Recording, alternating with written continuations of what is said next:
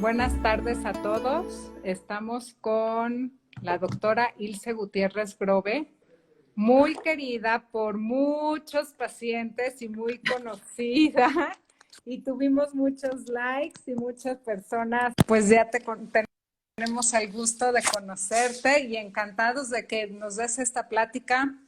Nos acordábamos que hace más o menos 2 años, ya vamos a cumplir 2 años, ¿te acuerdas de ese live en Facebook?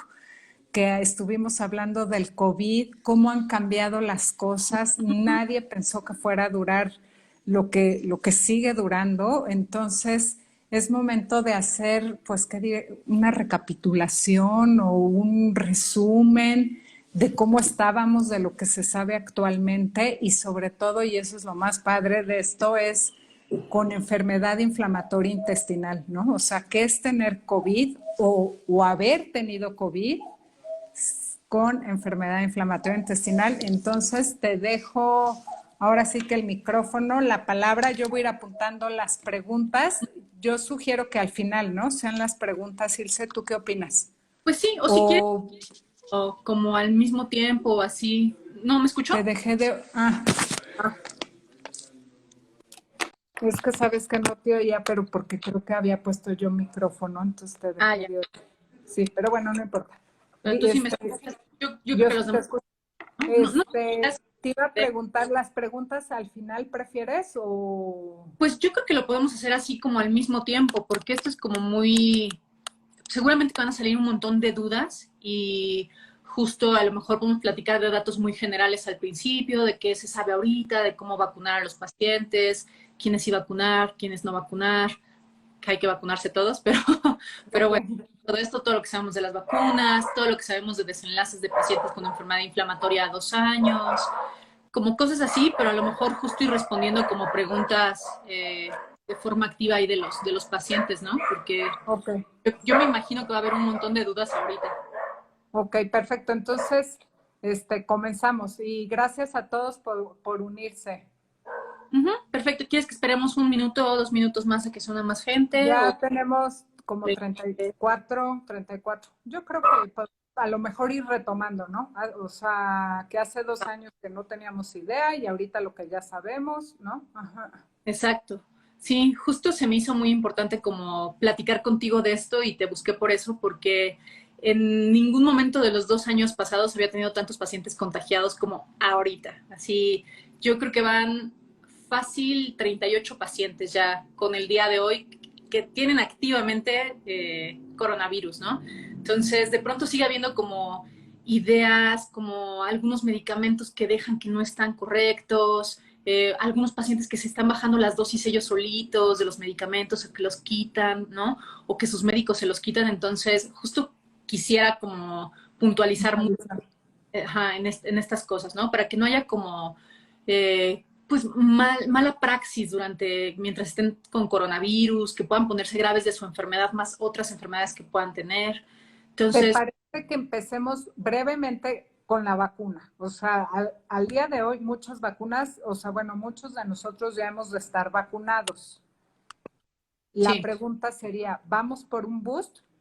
Me sí, imagino que sí, ¿no? sí. Total. ¿Influye si estamos inmunosuprimidos? No, no influye. Lo que se sabe, fíjate que había como mucha duda de si los pacientes con enfermedades reumatológicas o con inmunosupresión iban a responder menos a las vacunas. Particularmente en los pacientes con enfermedad inflamatoria, aunque todavía no salen los datos publicados, pero justo lo comentaban hoy en un foro de vacunas de pacientes con enfermedad inflamatoria intestinal, que se pueden vacunar con todas las dosis, una si es que es de Johnson, dos si es de Pfizer o de las demás, y además poner un boost sin ningún problema. No se ha visto que haya menos respuesta en algunas enfermedades, en algunos pacientes con otras enfermedades reumatológicas. Sí se ha asociado a que haya quizá un poco menos de respuesta de la vacuna. Incluso yo lo había platicado la semana pasada con algunos pacientes que algunos tenían con esteroides y así que se los bajaba un poquito en lo que volvían a ponerse el booster. Pero lo que se sabe hoy, lo que dijeron hoy, es que sin ningún riesgo, sin bajar esteroides, sin quitar inmunosupresores, se pueden poner el booster, se pueden esperar respuestas exactamente iguales a las de los pacientes no inmunocomprometidos. Entonces, es importante, ¿no? Que sin miedo, sin riesgo, se vacunen, se pongan el booster. También a lo mejor justo es importante platicar de qué ha pasado en estos 2 años con los datos de los pacientes con enfermedad inflamatoria, ¿no? Hay un registro que a lo mejor algunos lo han leído, algunos lo han buscado, que se llama Secure IBD. El registro de Secure es para pacientes con enfermedades reumatológicas y el Secure IBD es para pacientes con enfermedad inflamatoria intestinal. Y justo han salido los datos recientemente de estos reportes. Más o menos se han reportado 6.800 pacientes en todo el mundo, así todo el mundo de enfermedad inflamatoria intestinal, y cómo son sus desenlaces, ¿no? Cómo les va con la enfermedad, quiénes ponen graves, quiénes llegan a terapia intensiva. Entonces, partiendo desde ahí, lo que se ha visto en este reporte, más o menos de México se han reportado nada más 31 pacientes. Yo creo que esta semana subo más. Yo he subido algunos, pero seguramente que no son todos los que ha habido, y esta semana hay muchísimos. Pero lo que se ha visto, por ejemplo, es que los pacientes con QC y Crohn, aunque están con medicamentos, con biológicos, esteroides, inmunosupresores, mesalazina, no tienen más riesgo de ponerse más graves que la población general. Eso es así primordial. No tienen más riesgo de ponerse más graves, de requerir hospitalización, de requerir intubación o un ingreso a una terapia intensiva. Entonces, eso es así primordial. Porque o sea, resumiendo, tenemos sí. el mismo, se me fue la palabra, pero, o sea, nos puede dar igual que cualquier persona, no nos va a dar más o no nos va a dar menos, ya dependerá de cada organismo como cualquier otra persona. Exactamente. De lo que sí se ha visto que depende más que de colitis ulcerosa y de la inmunosupresión y esto, es de si tienen alguna comorbilidad, haz de cuenta, al mismo tiempo, ¿no? Entonces tienen CUSI y tienen diabetes, y están descontrolados de la diabetes, y están descontrolados de la hipertensión, y tienen cáncer. O sea, se van sumando esas cosas, pero CUSI por sí solo, Crohn por sí solo, no otorga más riesgo. Los medicamentos tampoco otorgan más riesgo. En cuanto a los medicamentos, por ejemplo, pues hay pacientes que solamente están con mesalazina, pacientes que están con biológico, diferentes tipos de biológicos, ¿no? Esteroides. Esteroides, activamente, exactamente. Y tampoco se ha visto como un riesgo mayor con alguno de los medicamentos, pero sí se ha visto cierta asociación, y esto tiene cierta lógica, con, haz de cuenta, 5-aminosalicilatos, que son la sulfasalacina y la mesalazina, ¿no? De pacientes que lleguen a ponerse, digamos, más graves. Pero esto es lógico porque la mayoría de los pacientes tienen mesalacina, a final de cuentas, ¿no? Entonces, más bien es como una asociación y no quiere decir que por tener mesalacina se pongan más graves, ¿no? Y otra que se ha visto, por ejemplo, es con los esteroides, dosis altas de prednisona, sobre todo, no tanto de budesonida, que hay algunos pacientes que usan budesonida, pero sobre todo que tengan prednisonas de cuenta, ¿no? A dosis altas. También se ha visto que algunos de estos pacientes tienen un poco más de riesgo de llegar a requerir hospitalización. Entonces, haz de cuenta que el 35% de los pacientes con enfermedad inflamatoria que tuvieron que hospitalizarse, no terapia intensiva, no intubación, nada de eso, estaban con esteroides, haz de cuenta, ¿no? Pero no se ve que tengan más desenlaces graves, que requieran intubarse más, que se mueran más. De hecho, la mortalidad es muy, muy baja. Entonces, eso también es algo importante, ¿no? Que de pronto no quieran suspender sus medicamentos porque consideren que es un riesgo extra de inmunosupresión para tener desenlaces de este tipo, ¿no? O sea, hacer hincapié, no suspender esteroides porque crean que es un riesgo para ir al hospital. Al contrario, el riesgo va a ser mayor, pero para la enfermedad, no para el COVID, ¿no? Exacto. Y justo de las conclusiones que dan de estos estudios es que más bien lo que podría estar asociado a más gravedad no son los medicamentos, sino el estado de gravedad de la enfermedad, de colitis ulcerosa o de Crohn, ¿no? Una crisis que tenga que ver a lo mejor, bueno, mucho, o sea, gran parte del colon, o muy fuerte, o que más que el esteroide en sí. Ajá. ¿No? Entonces es por eso que tienen que saber eso, ¿no? Que no deben suspender el tratamiento, que no deben bajar sus dosis de esteroide. Y bueno, también hablando un poco, regresando un poco a lo de las vacunas. Yo tengo una duda. Sí. He visto varios pacientes, por ejemplo, que comentan que les surge, ¿no? O sea, la duda de si las vacunas pueden reactivar la enfermedad o pueden, si está en remisión, reactivarla o si tiene una pequeña crisis, o sea, si tiene algo de actividad, aumentarla. Sí, ¿Tú qué pues crees? fíjate O que bueno, ¿qué dice la literatura? todavía no hay literatura al respecto, o sea, no hay evidencia publicada, pero lo que yo he visto en mis pacientes, y esto es completamente experiencia nada más, la mayoría están muy bien, les va muy bien con la vacuna, muchos ni la sienten, ni tienen efectos adversos, nada de eso, pero sí tuve un cierto porcentaje de pacientes que se reactivaron, que incluso tenía así en remisión profunda, remisión endoscópica, biopsia cicatrizada, o sea, perfectos, ¿no? Calprotectinas normales, que llevaban un año o más así y se reactivaron después de una semana, 2 semanas después de la vacuna, pero pues mira, esto es como inherente yo creo que al sistema inmunológico de cada quien. Sabemos que pues si el estrés de pronto nos puede reactivar, si de pronto una bacteria nos puede reactivar, cualquier cosa que probablemente estimule el sistema inmunológico, es probable que pueda reactivar algunos síntomas en algunos pacientes, ¿no? Entonces, como tal, no he tenido un paciente grave que se reactive de forma grave por la vacuna, pero sí he tenido algunos pacientes que he tenido que ajustarles el tratamiento porque tienen un poquito de actividad después de las vacunas. No es de un gran porcentaje, pero sí puede pasar. Pero aún con, o sea, con este comentario que nos dices, aún así recomiendas vacunarse. 100%, totalmente, ¿no? O sea, sí existe este pequeño riesgo quizá de tener algunos síntomas, pero para mí es más fácil controlar la enfermedad, o sea, podemos ajustar el tratamiento, pero si les da coronavirus, yo no sé cómo les pueda ir, ¿no? La evidencia dice que a lo mejor no les va más grave, no les va más a terapia intensiva, pero aún así, si tienen cierto factor de riesgo que los predisponga, pues puede irles grave, pues, ¿no? En coronavirus. Entonces, no va a haber forma que yo les diga no se vacunen, ¿no? Ok, O sea, si hay ok. que vacunarse, si hay que ponerse booster cuando esté, pues aprobado y que esté como ya poniéndose en Ciudad de México o si se pueden ir a otros países a poner el booster, esa va a ser siempre una recomendación. Ok, ahora pasando a ya nos dio COVID, Uh ¿no? -huh. Siempre surge el miedo, ¿qué puedo tomar? ¿No? O sea, siempre es ese miedo de, es que para mi estómago no vaya a ser que me, ¿no? O sea, si de por sí es delicado y con todo lo que tomo, a lo mejor ahí quizá reactivo un poco con la medicina que me manden. O sea, ¿qué sí podemos tomar, qué no? ¿Y qué signos serían más que del COVID en sí, como de alarma de nuestra enfermedad, ¿no? O sea, para ya ir a un especialista, o sea, acudir al especialista. Claro. Eh, bueno, de signos de alarma, yo creo que sí de la enfermedad, pero sí de COVID también, ¿no? Porque es una condición extra que se va a agregar a la enfermedad crónica que ya está, ¿no? Entonces, son los mismos datos de alarma exactamente que el resto de la población, ¿no?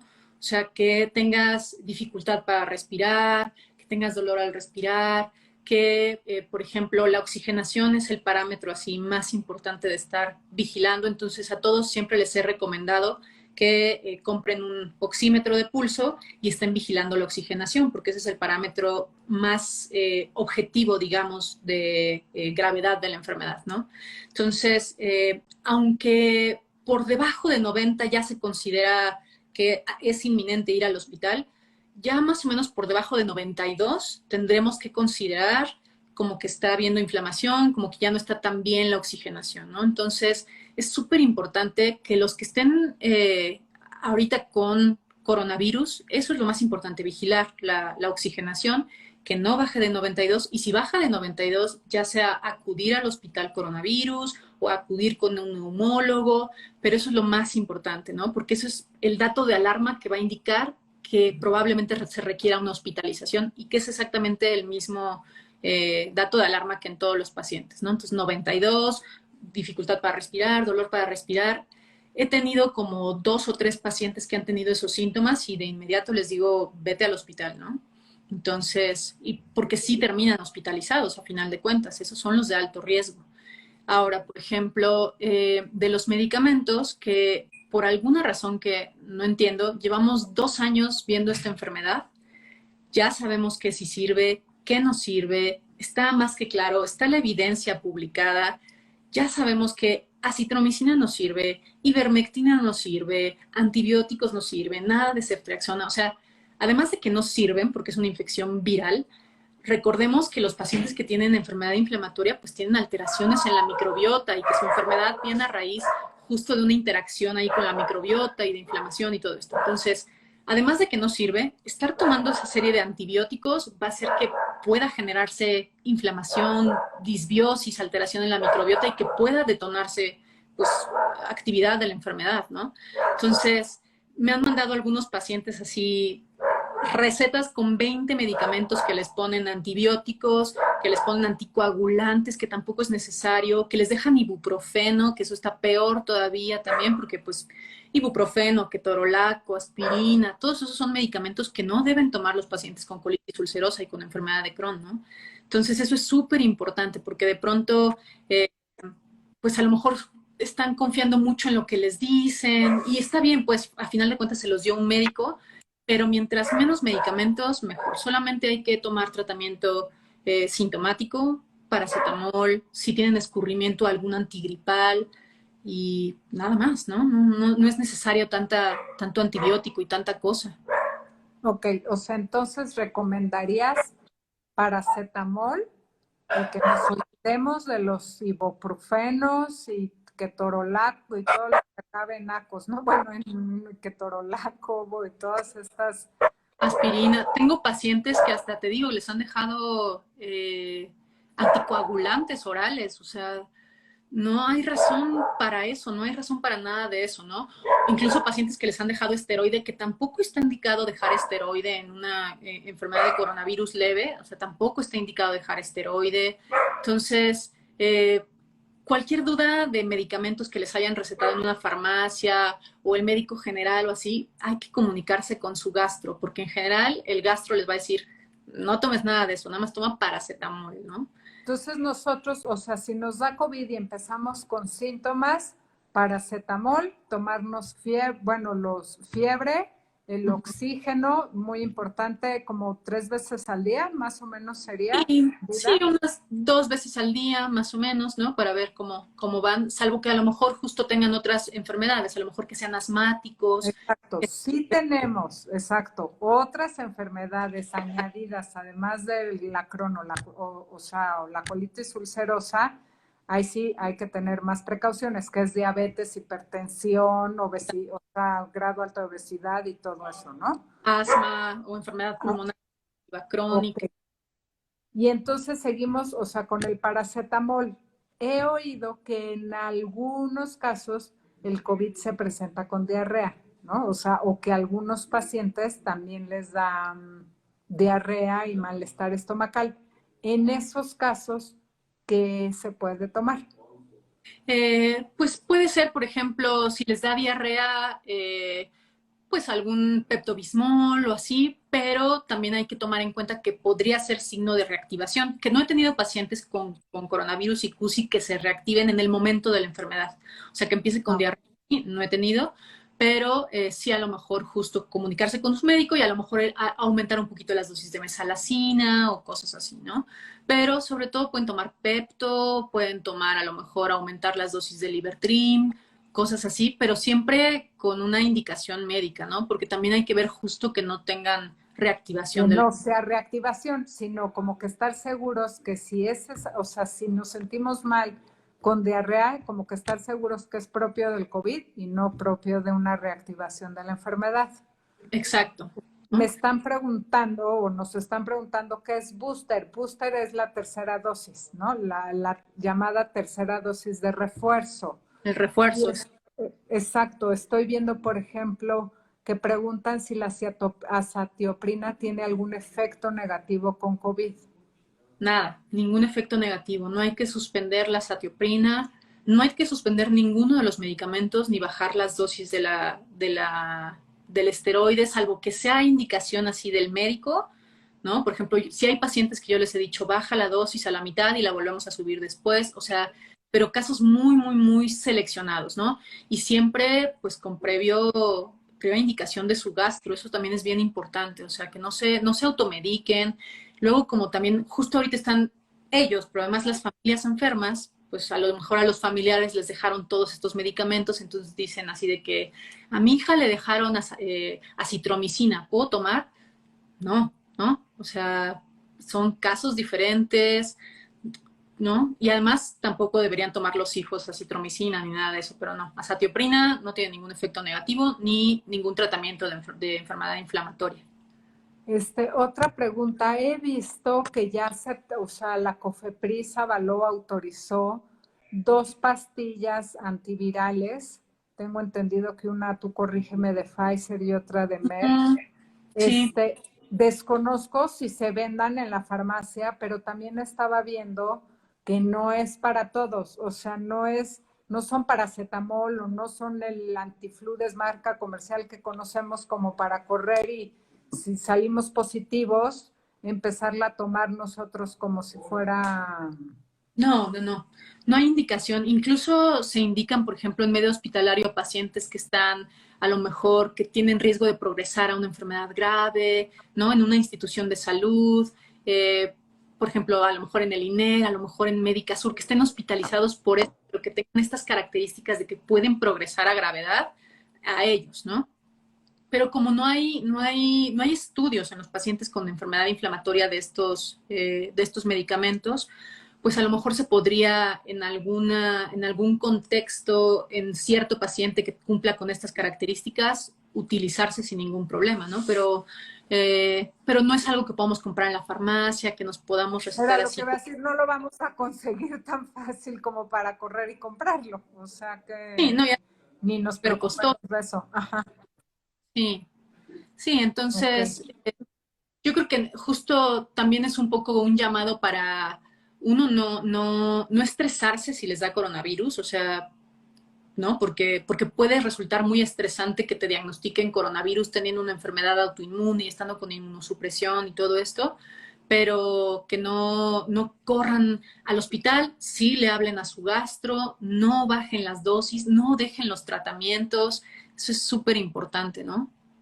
Claro, porque a lo mejor, o sea, pensamos que nos va a ir mejor con COVID si dejamos nuestro tratamiento y a la larga vamos a tener que regresar con el especialista gastroenterólogo para que nos arregle ahí la crisis que pudo haber surgido.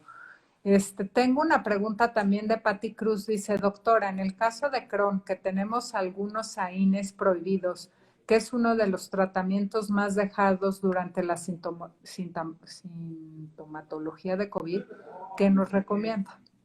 Yo les recomiendo que no tomen para nada antiinflamatorios no esteroideos, ¿no? Que justo están este grupo, o sea, ibuprofeno, naproxeno, ketorolaco, aspirina. Esos son los medicamentos que siempre van a tener restricción los pacientes con colitis ulcerosa o con enfermedad de Crohn, porque les pueden reactivar la enfermedad, ¿no? Entonces, salvo 2 o 3 casos que he tenido pacientes que no se les quita, digamos, como el dolor muscular o las manifestaciones articulares del coronavirus, a ellos, así con una indicación así muy, muy, muy explícita, les he dejado ibuprofeno por 3 días, ¿no? Pero les ajusto el tratamiento para la enfermedad inflamatoria, estoy en comunicación con ellos, porque a final de cuentas son tratamientos que están contraindicados en los pacientes con colitis ulcerosa y enfermedad de Crohn, ¿no? O sea, lo ideal sería limitarnos a lo mismo que siempre, paracetamol y tramadol, un antihistamínico para no tener escurrimiento, para no tener, ¿no? Síntomas de la gripa, y a lo mejor si tienen tos, pues un jarabe para la tos para que les ayude a expectorar, pero fuera de eso, nada más, ¿no? Entonces, si tienen dudas de si pueden tomar los AINES y eso, pues pregúntenle a su gastro, pero en general, en realidad, no hay que tomarlos, ¿no? Salvo que les ajuste el tratamiento para la colitis ulcerosa o para el Crohn, pues ahí sí, ¿no? Julio César o sea, dice también que actualmente está con azatioprina, que si hay alguna contraindicación al mezclar la toma de medicamentos o sea, para tratar el COVID con azatioprina. O sea, ni los biológicos, nada se contrapone con los medicamentos para tratar COVID. Bueno, Nada. los que nos está recomendando. Sí, nada, nada, exactamente, ninguno. E incluso justo tengo aquí los datos abiertos de este estudio que les decía.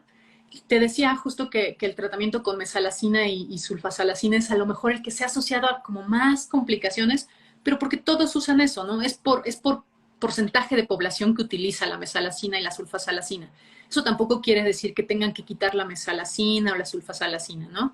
Y la satioprina, de hecho, el riesgo de complicaciones es de menos del 7%, ¿no? O de riesgo de requerir tanto de fallecimiento como requerir terapia intensiva o hospitalización o ventilador es menos del 6% con azatioprina.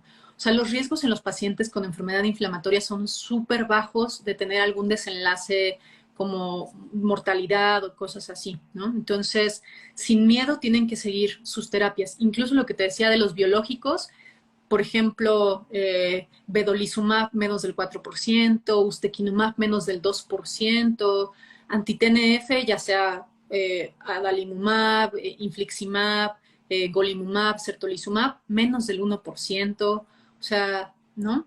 De algún desenlace grave. Entonces, sin preocuparse de los biológicos. Los biológicos aparentemente son incluso los más seguros, ¿no? Ok. Hay otra pregunta, Aide. Dice que los antigripales, ¿no? Antivirales como con los que tienen amantidina y eso, ¿ayudan para el COVID en algo? O sea, ¿algún pequeño efecto positivo para COVID? Pues no, la verdad es que no. Lo que ayuda de esos medicamentos es que tienen un antihistamínico y tienen paracetamol, ¿no? Eso es lo que más va a ayudar, pero no disminuyen la replicación viral, ni disminuyen así como la sensación de síntomas. Entonces, yo les diría paracetamol. Yo sé que se van a sentir muy mal, o sea, van a sentirse fatal. Tengo pacientes que se sienten muy, muy mal, mucho dolor muscular, mucho dolor articular porque así es el coronavirus, ¿no? Entonces, pero que tengan paciencia 5 días, mientras no tengan estos datos de alarma de dificultad respiratoria, fiebre constante y cosas así, que aguanten un poquito con el paracetamol o el tramadol o así, o que se comuniquen con su gastro para ver si les puede indicar un AINE durante poquito tiempo, pero es cuestión de aguantar un poquito como las molestias, ¿no? Algunos tratamientos, pues, alternativos, por así decirlo. ¿Recomiendas algún tipo, no sé, de té o no? O sea, digo, me imagino que hay que estar tomando muchísimo líquido. Entonces, ¿qué recomendarías? ¿Agua simple o algo, a lo mejor un té de jengibre, cúrcuma o sea, de estos sueros, Claro. ajá, Para no, No, pues yo les diría que agua, o sea, agua natural, los tés de cúrcuma y jengibre que les quitan como mucho los síntomas de garganta, pero además que ayudan mucho a desinflamar el intestino, está perfectísimo que los tomen, ¿no? Incluso estos pacientes a lo mejor que tienen síntomas gastrointestinales, pues podrían tomar de este tipo de tés. No hay como contraindicación para estas cosas, ¿no? Para algún té ahí complementario. Pero yo les diría así como de que otras cosas, no sé, alguien preguntaba del factor de transferencia que vi hace sí, ratito. era lo que iba a entrar ahorita como con se ayuda para algo. Pues no, igual que no ayuda para colitis ulcerosa y para Crohn, tampoco ayuda para COVID, ¿no? Entonces es un gasto excesivo para algo que no tiene evidencia de que funcione, que no va a funcionar ni para COVID, ni para colitis ulcerosa, ni para Crohn. Entonces, no gasten su dinero en eso, ¿no? Yo les diría mejor vayan con su gastro, mejor cómprense el paracetamol, quédense en su casa, ¿no? No vale la pena gastar tanto dinero en esas cosas que no tienen evidencia, que definitivamente factor de transferencia no sirve, entonces no gasten su dinero en eso, ¿no? Entrando un poquito en los cuidados, la verdad es que sí está, Ilse, digo, no sé si les quieras comentar que tú trabajando en hospital COVID y todo, la verdad está de llamar la atención que me Sí, comentaste que no has tenido COVID y que, o sea, la verdad, yo sí. dije, ya me va a platicar que ya le dio COVID al principio, ¿no? O sea, y que me dijiste, eso muestra que si seguimos las recomendaciones de cuidados, o sea, sí podemos librarla, ¿no? O sea, de que no nos dé. Entonces, por favor, o sea, diles también eso. Y Exacto. más sobre ahorita el uso de los cubrebocas, que si el KN95, que si doble cubrebocas, que si los de tela, o sea, para los que aquellos no nos ha dado y que tenemos que salir pues a seguir, ¿no? A trabajar y estar en contacto con gente que nos recomiendas. Sí, justo se ha visto que la variante que está ahorita todavía hay Delta, pero la variante predominante ahorita es Omicron, ¿no? Entonces, Omicron es súper contagiosa, ya se volvió la enfermedad más contagiosa que existe, es más contagiosa que sarampión, más contagiosa que varicela, más contagiosa que las enfermedades más contagiosas que estaban reportadas, ¿no? Entonces, se estima que una persona contagiada puede contagiar alrededor de 20 personas. Por eso se piensa que a principios de febrero, mediados de febrero, el 50% de la población de México va a estar contagiada de forma activa en ese momento, ¿no? Entonces, digamos que si las semanas pasadas fueron pues un contagiadero, las que siguen son críticas, ¿no? Entonces, lo que se aconseja, lo que yo les aconsejo, si tienen que salir a trabajar, si tienen que estar en un lugar cerrado en sus trabajos y todavía no se han contagiado, es que usen cubrebocas de esos de KN95 o el otro que me decías el otro día, el 94, el coreano. FP94 creo que es. Ajá. Exacto. Y el FPF2, creo. Esos son los que tienen evidencia de que sí protegen contra Omicron.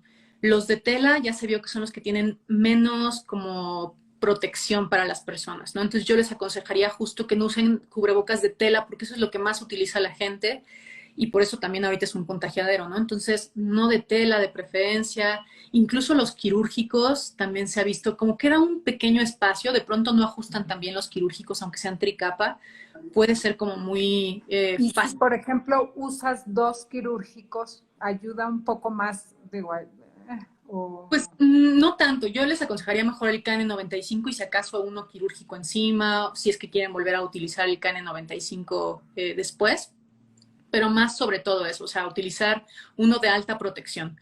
Quizá no los N95 que utilizamos en el hospital nosotros, pero sí uno que selle, sobre todo uno que selle bien, ¿no? Eso es lo más importante.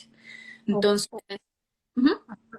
Este, hablando de cubrebocas y KN95 y todos esos números que nos hacen bolas, si no tiene su validación o su certificación, es que ahora en el encuentras de todos los precios, ¿no? Desde el que es carísimo al que es muy barato, o sea, un KN95 que a lo mejor no esté avalado por Cofepris o que se encuentre en la calle, o sea, vamos, los que son réplicas o copias, pues, funcionan o Pues no funcionan exactamente. Me parece que hay algunos lotes o algunas así muy específicas, producciones, digamos, que sí funcionan muy bien, pero eso estaría complicado digamos, conseguir. ir en toda la población y todo esto, ¿no?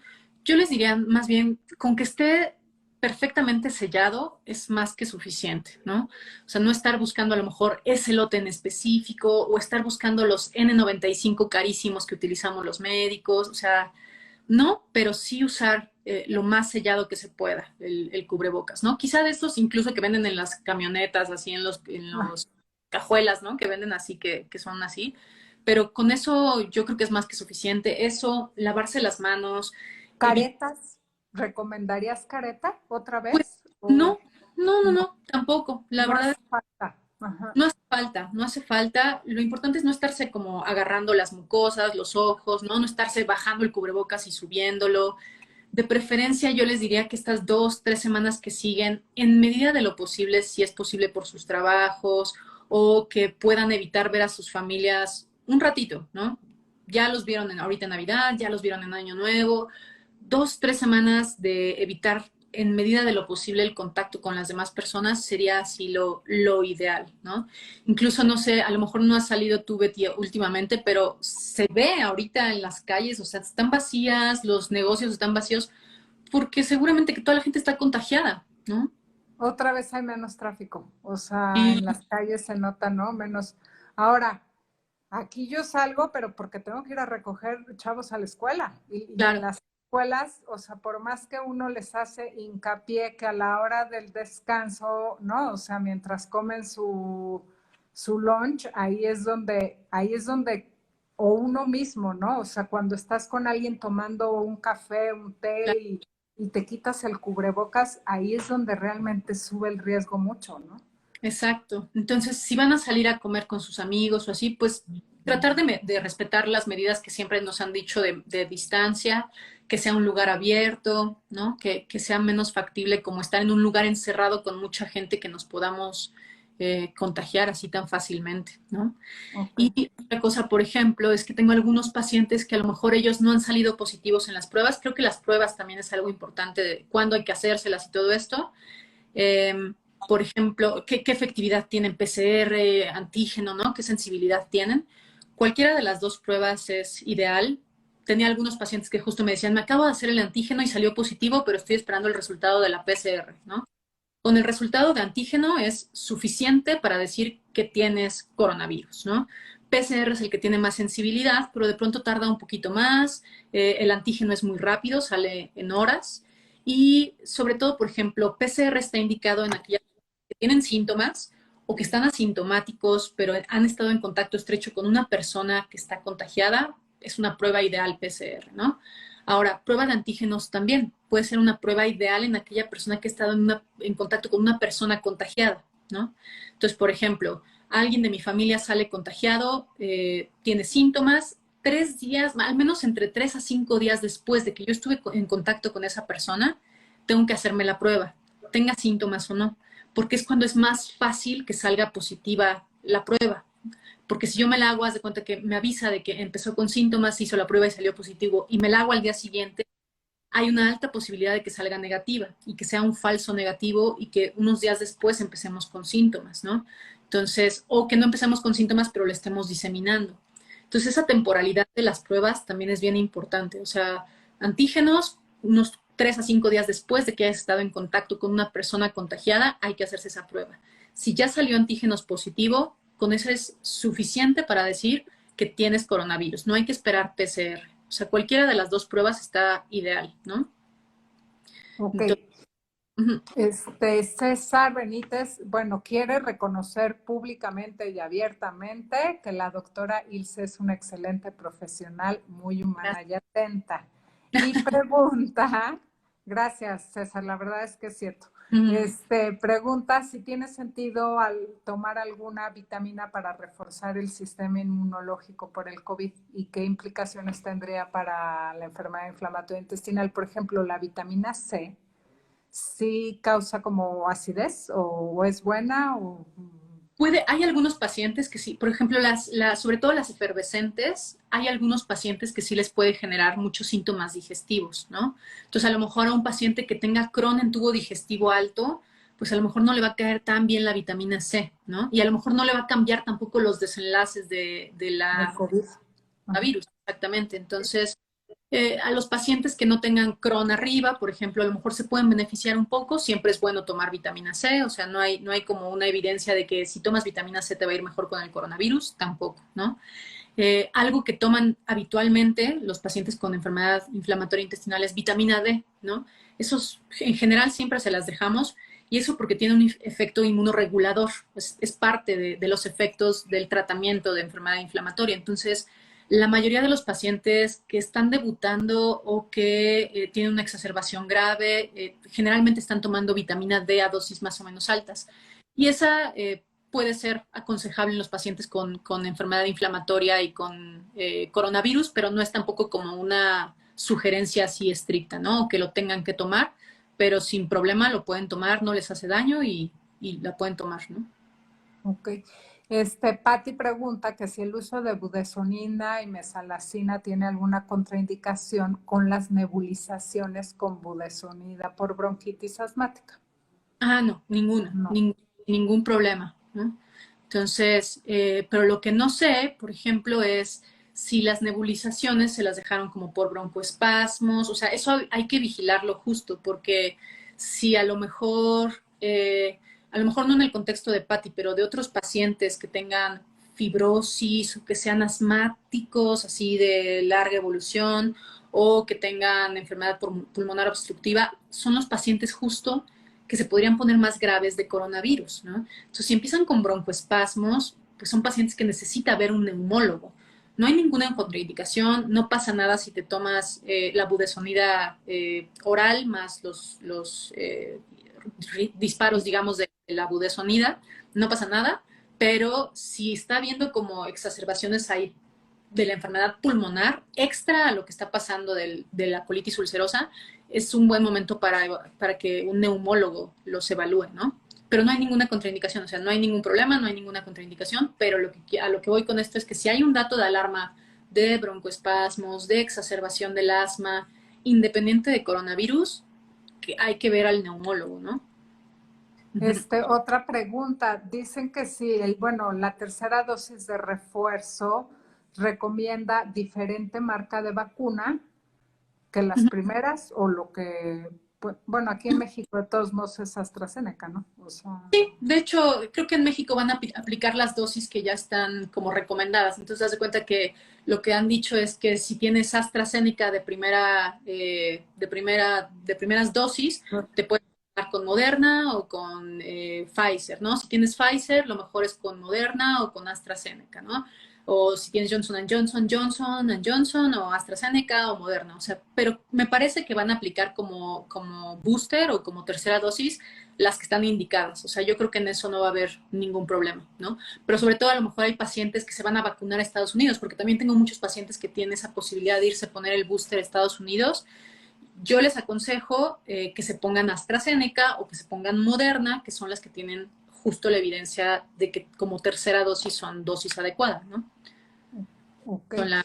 Y bueno, yo creo que ya para ir terminando, ya llevamos casi 40 minutos. Nada más como para recalcar, ¿qué porcentaje de pacientes con EII se les ha reactivado la enfermedad por el COVID? No hay así como un dato establecido. En mi experiencia, más o menos, de mi consulta, que se han enfermado después del coronavirus o de la vacuna, alrededor del 6-7%, más o menos. Es un poco porcentaje también. De la vacuna a lo mejor será un 10% y de la infección como tal de coronavirus alrededor de un 3%, o sea, bien bajito. Y si ya hacemos ahí el combinado, alrededor del 6 al 7%, ¿no? Esos son muy pocos en realidad los pacientes que se les reactiva tanto por vacuna como por infección de COVID, la enfermedad. Pues en eso Sí, podemos estar tranquilos.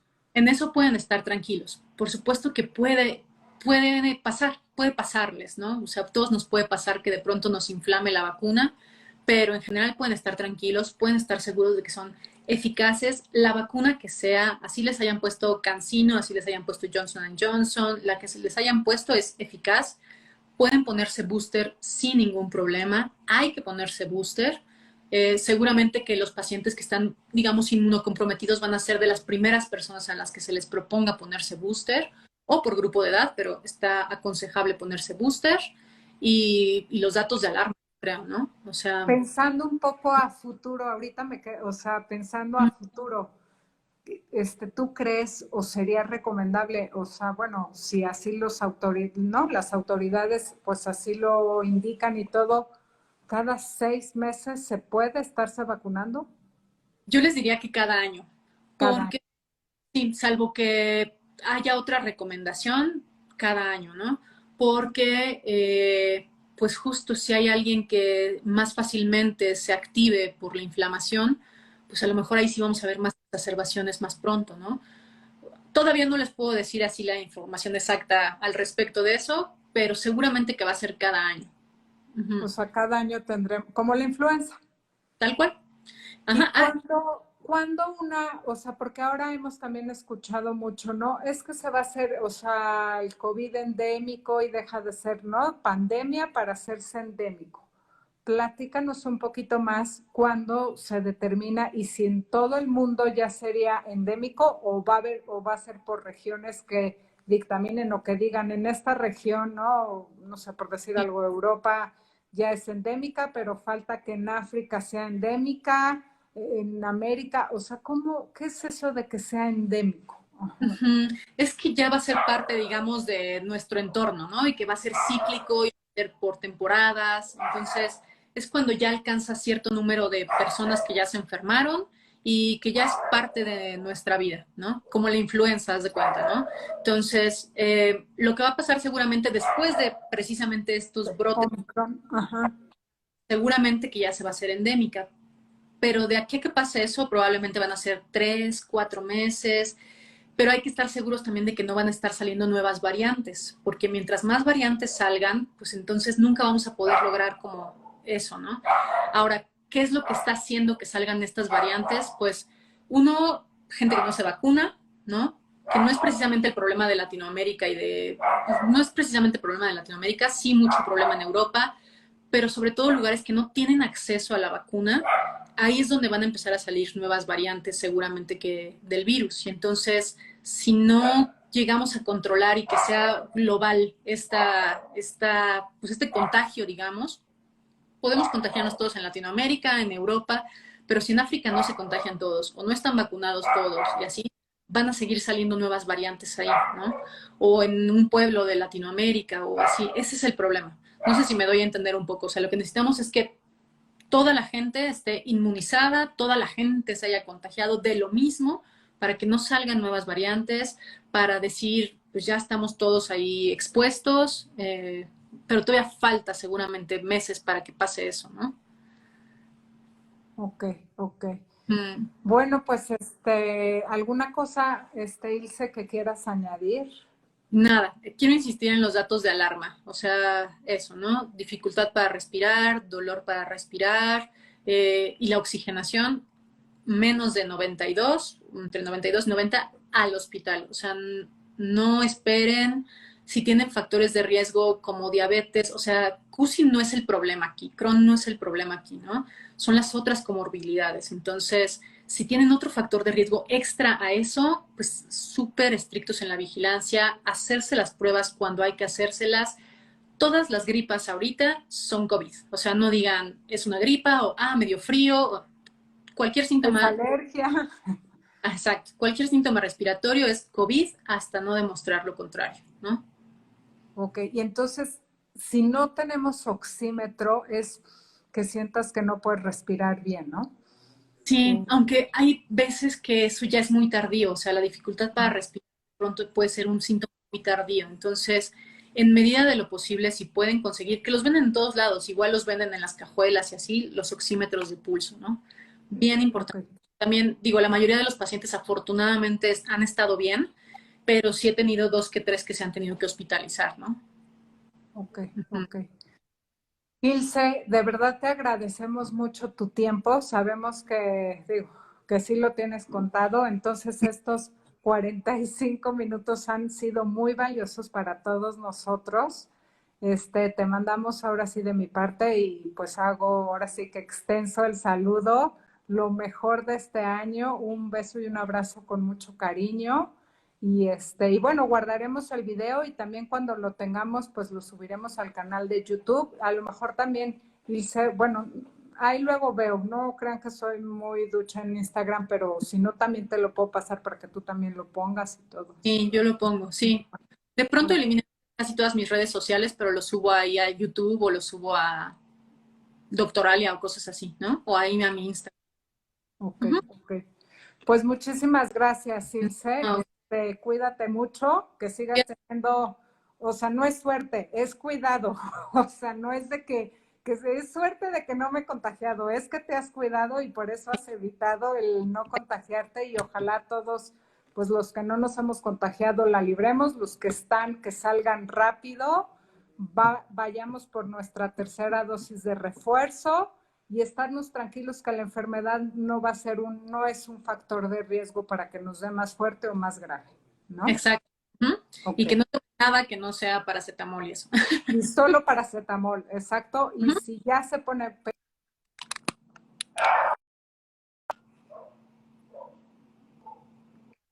acudir al gastroenterólogo, ¿ok? Exacto.